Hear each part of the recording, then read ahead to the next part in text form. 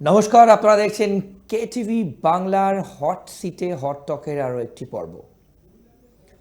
আমরা গত দুটি পর্বে আপনারা প্রচুর মানুষজন, বিশেষ করে গত পর্বে এবং তার আগের পর্বে বিহারের ভোট নিয়ে, যবে যবে বিহারে ভোট হয়েছে ফার্স্ট ফেজ এবং সেকেন্ড ফেজ, আমরা হট সিটে হট টকে অনুষ্ঠান করেছিলাম, বিহারকে রেখেছিলাম, বিহারের ইলেকশনকে।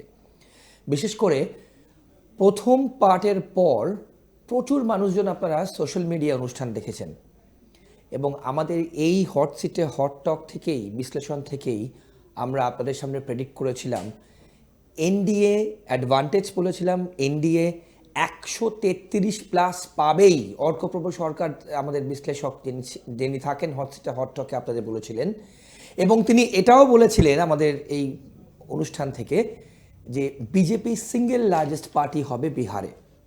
এখনো পর্যন্ত আপনারা যখন অনুষ্ঠান দেখবেন, আমরা যখন শ্যুট করছি, 200 ডাবল সেঞ্চুরি অলরেডি ক্রস করে গেছে কিন্তু এনডিএ, এবং বিজেপি সিঙ্গেল লার্জেস্ট পার্টি হয়েছে বিহারে, কারণ তারা ইতিমধ্যেই 90+ সিটে কিন্তু লিড করছে। আপনারা যখন অনুষ্ঠান দেখবেন ততক্ষণে হয়তো আরও চিত্রটা ক্লিয়ার হবে, কিন্তু এনডিএই সরকার গড়ছে, কোনো সংশয় নেই। বিজেপি সিঙ্গেল লার্জেস্ট পার্টি হচ্ছে, যা আমরা প্রেডিক্ট করেছিলাম। আমরা এক্সিট পোলকে এক্স্যাক্ট করে দিয়েছি। শুধু তাই নয়, বিহারে মহাজোটের মহাপতন, ভবিষ্যৎ কি এবং কি পলিসিতে বাজিমাত কিভাবে হলো, আমরা কিন্তু আজকের পর্বে রাখছি। এবং পরবর্তীকালে এসআইআর হওয়ার পর বিহারের এই নির্বাচনের ফলাফল অন্য রাজ্যে কতটা প্রভাব ফেলবে, এটা নিয়েও কিন্তু আমাদের আজকের পর্ব। অর্কপ্রভ সরকার আমার বাদিকে বসে আছেন। প্রচুর মানুষজন আপনারা কমেন্ট করেছেন, অর্কদা যা যা বিশ্লেষণ করেছিলেন, যা যা বলেছিলেন, যে যে ফিগার বলেছিলেন, আপনারা কিন্তু আপনাদের মতো করে জানতে চেয়েছেন। আজকে 14 তারিখ, আজকে রেজাল্ট বেরোচ্ছে। আপনারা বলেছিলেন 14 তারিখ আপনাদের বিশ্লেষণ আমরা দেখব। তো দেখলেন তো আমরা কি বলেছিলাম আর কি হলো। অর্কদা, আপনাকে স্বাগত। আপনি গত পর্বে আমরা যা প্রেডিক্ট করেছিলাম অর্কদা, এবং বিহারের রেজাল্ট যা বেরোলো, প্রথমেই আপনার রিয়াকশন নেব। প্রথম কথা, আমি বিহারে এক্সিট পোল যেটা করেছিলাম ব্যক্তিগত উদ্যোগের সঙ্গে কিন্তু তোমাদের চ্যানেলের কোনো যোগ নেই। বেশ, হ্যাঁ, আপনি বলেছিলেন নিজে। রাজগুরু গাঙ্গুলি বলে এক ভদ্রলোক তার টিম নিয়ে করেছিলেন। বেশ, আমি কি বলেছিলাম যে এনডিএ 133টা ন্যূনতম আসন, একদম আপার লিমিট কিছু বলি নেই, রাইট, এনিথিং, রাইট। আর মহাগঠবন্ধন সর্বোচ্চ 90টা আসন, বেশ, এর বাইরে যাবে না, মানে উঠবে না, নামতে পারে। ঠিক সেটাই হয়েছে। তার কারণ বিহারের মানুষের জনাদেশ কি হবে এটা বোঝবার জন্য কোনো রকেট সায়েন্স পড়ার দরকার হয় না। বিহারের মানুষের এই যে ভার্ডিক্ট, এটা নীতিশ কুমারের পক্ষের ভার্ডিক্ট। নীতিশ কুমারকে বিহারের মানুষ ভোট দিয়েছেন, তার সহযোগী ছিল বিজেপি, কিন্তু ভোটটা হয়েছে নীতিশের নামে। এর অনেকগুলো কারণ আছে। প্রথম কথা, তেজস্বী কালকা যোগী এই বয়সেই একাধিক দুর্নীতিতে অভিযুক্ত। লালু প্রসাদ যাদব হচ্ছে দুর্নীতির মাস্টার মাইন্ড, এবং ওই পরিবারের কেউ না কেউ কোনো না কোনো ভাবে দুর্নীতির সঙ্গে যুক্ত। লালু চারা ঘোটালায়, পশুখাদ্য কেলেঙ্কারিতে, রেলমন্ত্রী থাকাকালীন রেলের জমি দিয়ে দেওয়া, বা রেলের যে হোটেল ছিল সেটা নামমাত্র মূল্যে বেসরকারি সংস্থাকে দিয়ে তার বিনিময়ে পাটনার প্রাইম লোকেশনে জমি পাওয়া, রেলে চাকরি দিয়েছেন, বিনিময়ে জমি লিখিয়ে নিয়েছেন। যত রকম দুর্নীতি করা সম্ভব লালু করেছে। বেশ। প্রবীণ সাংবাদিক শঙ্করসেন ঠাকুরের একটা বই আছে ব্রাদার্স বিহারি বলে, লালু যাদব এবং নীতিশ কুমারকে নিয়ে। শঙ্করসেন ঠাকুর বিহারেরই মানুষ, দীর্ঘদিন দিল্লিতে ছিলেন, প্রয়াত হয়েছেন। তিনি লালু জমানাকে খুব সুন্দরভাবে দেখিয়েছেন যে লালু যা বলেন তা কিন্তু করেন না। তার ওই সাধনাকার চুলের স্টাইল, আগোছালোভাবে থাকা, খৈনি খাওয়া, ভোজপুরিতে কথা বলা, এগুলো সব সচেতনভাবে একটা ন্যারেটিভ তৈরি করা। জঙ্গলরাজ শব্দবন্দনা অটল বিহারী বাজপেয়ী প্রথম দিয়েছিলেন বিহারীকে। লালু 90 সালে প্রথম মুখ্যমন্ত্রী হন। প্রথম 5 বছর তিনি মুসলমান, যাদব, মুসাহার এদের এম্পাওয়ারমেন্টের জন্য কিছু করেছিলেন, কিছু বস্তি সংস্কার, কিছু নাইট শেল্টার, কিছু স্কুল, তাদেরকে এম্পাওয়ারমেন্টের এই বোধটা জাগিয়েছিলেন। এবং দীর্ঘদিন বিহারে উচ্চবর্ণের শোষণ ছিল, সেই উচ্চবর্ণের শোষণের বিরুদ্ধে মুসলমান, কুর্মি, যাদব, মুসাহার সবাইকে একজোট করে তিনি এটা নিম্নবর্ণের প্রতিবাদ বলেছিলেন। বিহারে উচ্চবর্ণ মানে ব্রাহ্মণ, ক্ষত্রিয়, ভূমিহার এদের দাপটে অস্থির ছিল মানুষ, বিশেষ করে গ্রামের প্রান্তিক মানুষ। তাদের বিরুদ্ধে লালু প্রসাদ ক্ষমতার প্রতীক হয়েছিলেন এবং এই মানুষগুলোকে আত্মসম্মান নিয়ে যাতে বাঁচতে পারে সেই বোধটা তাদের মধ্যে সঞ্চারিত করেছিলেন। ওকে, ফল তিনি পান। 95 সালেও জেনেন, 90-এর পরে, তারপরে চারা ঘোটালা কেলেঙ্কারি, ক্ষমতা হারালেও রাবড়ি দেবীকে মুখ্যমন্ত্রী করে যান। 2000 সালে লালু প্রসাদের বিরুদ্ধে কম্বাইন বিজেপি, সমতা পার্টি এরা সব ছিল, জেডিইউ। তখনও নীতিশ কুমার মুখ্যমন্ত্রী হয়েছিলেন 7 দিনের জন্য, কিন্তু সংখ্যাগরিষ্ঠতা রাখতে পারেনি। তারপরে 2005 সাল থেকে শুরু। তাহলে লালু লাবড়ি জমানার 15 বছরের বিহার আর নীতিশ কুমারের 2005 থেকে 25 বিহার গুণগত পরিবর্তন আছে। প্রথম কথা, নীতিশ কোরাপ্ট নয়, তাহলে একমাত্র ছেলে, সে রাজনীতির ধারে কাছে ঘেঁষে না। পাটনা সেক্রেটারিয়েটে ছেলেকে প্রবেশাধিকারী নেই, নীতিশ কুমার দেননি। বাবার সঙ্গে ছেলের কোনো কথা হলে বাড়িতে হবে, নাহলে গ্রামের বাড়িতে হবে। কখনো শুনেছেন যে নীতিশের পরিবারের কেউ ছড়ি ঘোরাচ্ছে সরকারে? নেই। নীতিশ কুমারের বিরুদ্ধে ব্যক্তিগত কোনো দুর্নীতির অভিযোগ নেই। তাছাড়া মদ নিষিদ্ধ করে তিনি বিহারের মহিলাদের সমর্থনটা জুটিয়েছিলেন। 2005 সালে ক্ষমতায় এসে স্কুলের মেয়েদের স্কুলে যাওয়ার জন্য সাইকেল দিয়েছিলেন। যারা তখন 4-5-এ পড়তো তারা বড় হয়ে গেছে, তাহলে এখন তিনি ভোটার।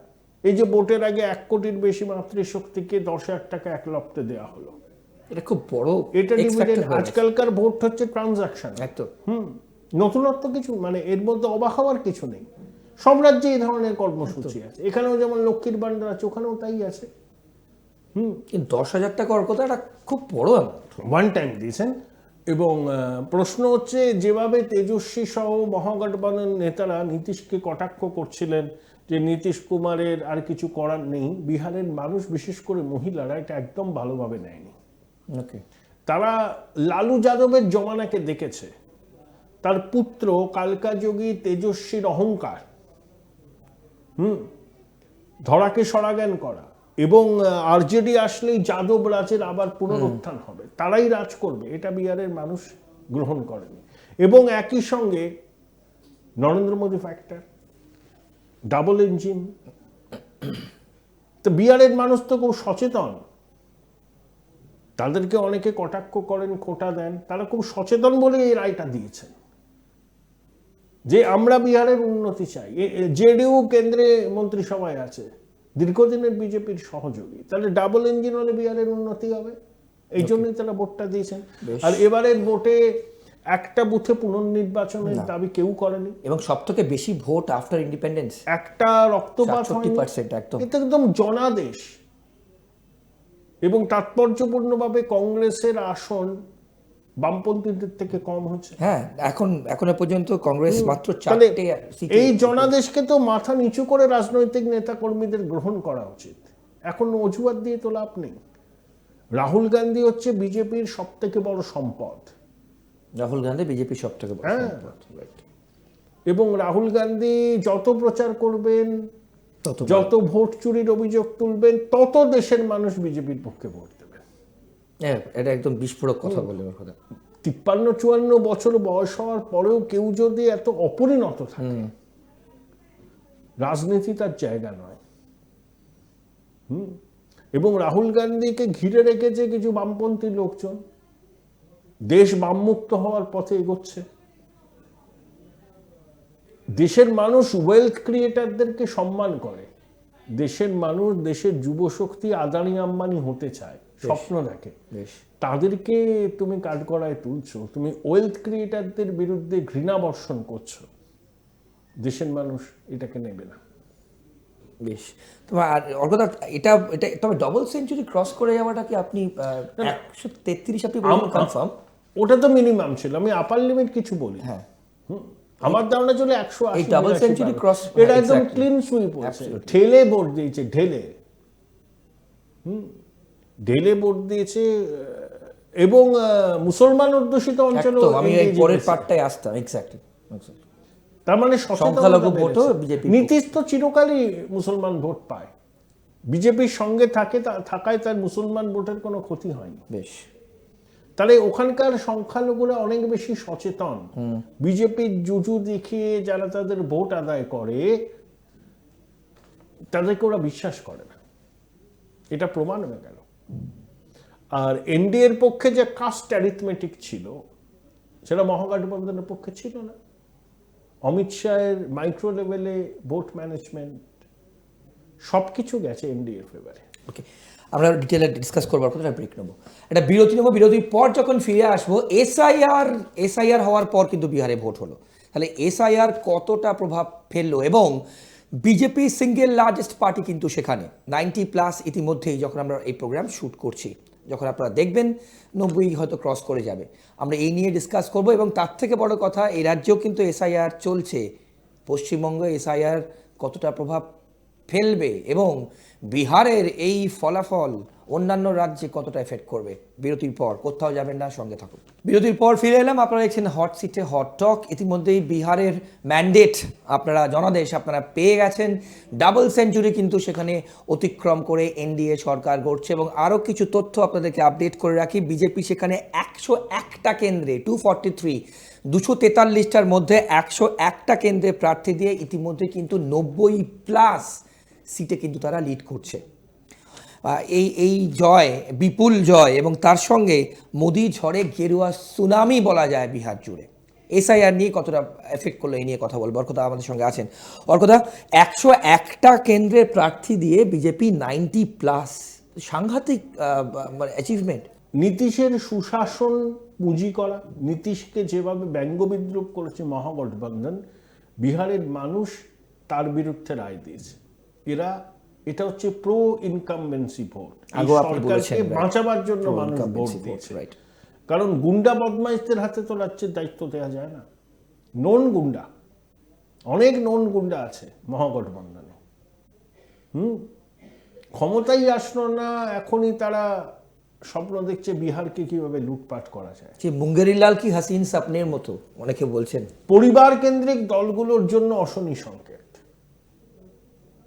একদিন না একদিন আসবে মানুষ প্রকৃত গণতান্ত্রিক যে রাজনৈতিক দলের মধ্যে গণতন্ত্র আছে, একটা পরিবারের সদস্য হওয়া মাত্রই সে প্রিভিলেজ ক্লাস, এটা কিন্তু দেশের মানুষ গ্রহণ করে না। সেজন্য রাহুল গান্ধীকে চেষ্টা তো কম করা হচ্ছে না, কিন্তু রাহুল গান্ধী কোনোদিনই তার কি বলবো বালখিল্যপনা ছাড়বেন না। আবার তিনি কোনো একটা অজুহাত দেবেন। হ্যাঁ, সব পরাজিতের আর্তনাদ। এসআইআর রয়েছে, সারা ভারতবর্ষে হবে। এসআইআর একটা মিডিয়াম বলছে, এসআইআর এর মাধ্যমে বিজেপি রাজ্যের পর রাজ্য আসছে। যারা বলছেন তারা হচ্ছে অনুপ্রাণিত গৃহপালিত মিডিয়া। বাস্তবটা বুঝুন, 47 লক্ষ নাম বাদ গেছে আলটিমেটলি, আবার 21 লক্ষ নাম তো সংযোজিত হয়েছে। একদম একদম। এবং এরপর ভোটের পার্সেন্টেজ বাড়লো, ভোট নিয়ে কারোর কোনো অভিযোগ নেই। একটা বুথে রিপোল হয়নি। একদম একদম। এরপরে তো এইসব কথা বলা মানে ইন্ট্রোস্পেকশন করব না, সেটাতে কেউ যদি অনড় থাকে সেটা তাদের ব্যাপার। বিহারের মানুষ জনাদেশ দিয়েছে আগামী 5 বছর সেখানে নীতিশ কুমারের নেতৃত্বে সরকার চলবে। একটা গুজব এখনো কিছু লোক ছাড়ছে যে বিজেপি একক বড় দল, নীতিশ কুমারকে তারা মুখ্যমন্ত্রী করবে না। আমি ঠিক এই প্রশ্ন করতাম আপনাকে। নীতিশ কুমারই থাকবেন আগামী 5 বছরের জন্য। দিল্লিতে প্রধানমন্ত্রীর কুর্সি খালি নেই, বিহারেও মুখ্যমন্ত্রীর কুর্সি খালি নেই, বিজেপির নেতাদের জন্যও নেই। এটাও তারা যেন জেনে রাখে। নীতিশ কুমারের সঙ্গে কোনো রকম চালাকি করতে গেলে, কোনোভাবে জেডিইউকে যদি তারা ভাঙার চেষ্টা করে, বুমেরাং হয়ে যাবে বিজেপির কাছে। আচ্ছা, তারা যেন এটা না করে এবং করবে না।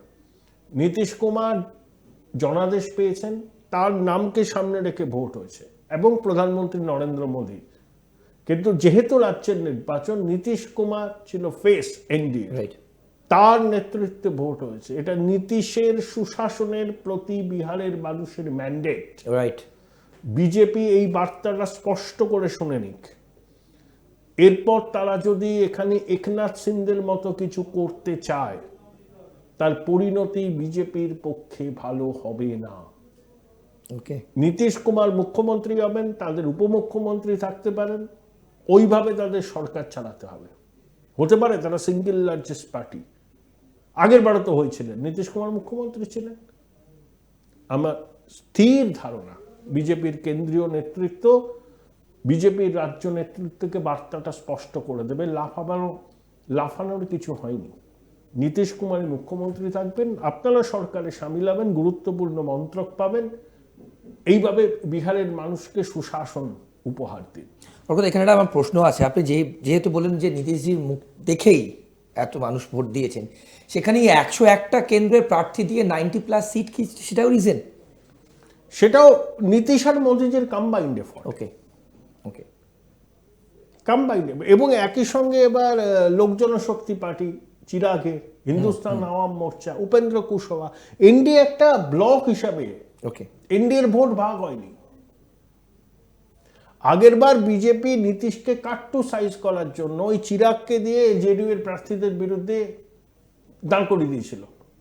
এলজেপির প্রার্থীরা জেডিইউ এর বিরুদ্ধে লড়েছিল, তাহলে জেডিইউ এর ভোট কাটাকাটি হয়, ভেঙে যায় এনডিএর ভোট, সেই জন্য ওরা 43।